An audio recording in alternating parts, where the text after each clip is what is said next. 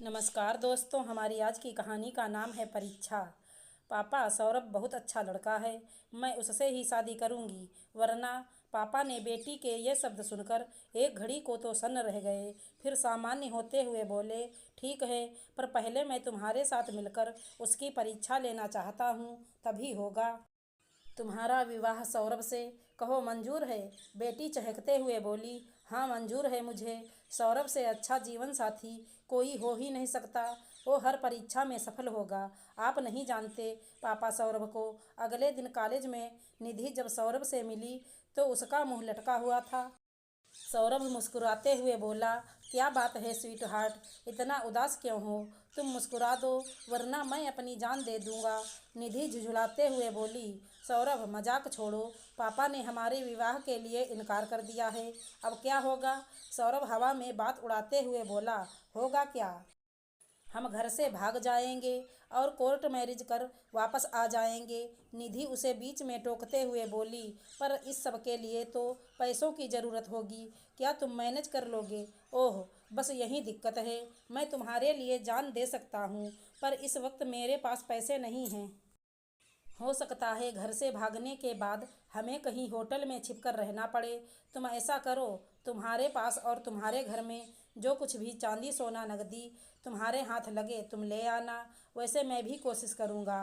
कल को तुम घर से कहकर आना कि तुम कॉलेज जा रही हो और यहाँ से हम फुर्र हो जाएंगे सपनों को सच करने के लिए।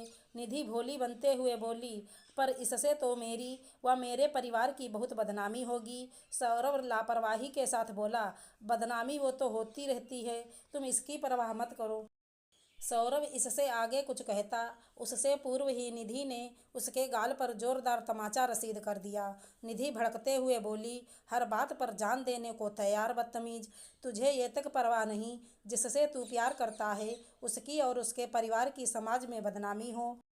प्रेम का दावा करता है, ये जान ले कि मैं वो अंधी प्रेमिका नहीं जो पिता की इज्जत की धज्जियां उड़ाकर अयाशी करती फिरूं।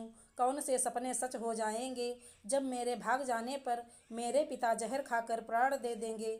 मैं अपने पिता की इज्जत नीलाम कर तेरे साथ भाग जाऊंगी तो समाज में और ससुराल में मेरी बड़ी इज्जत होगी। वे अपने सिर माथे पर बैठाएंगे और सपनों की दुनिया इस समाज से कहीं इतर होगी। हमें रहना तो इसी समाज में है, घर से भाग कर क्या आसमान में रहेंगे? है कोई जवाब तेरे पास? पीछे से ताली की आवाज़ सुनकर सौरभ ने मुड़कर देखा तो पहचान ना पाया। निधि दौड़कर उनके पास चली गई और आंसू पोंछते हुए बोली, पापा आप ठीक कह रहे थे, ये प्रेम नहीं केवल जाल है जिसमें फंसकर मुझ जैसी हजारों लड़कियां अपना जीवन बर्बाद कर डालती हैं।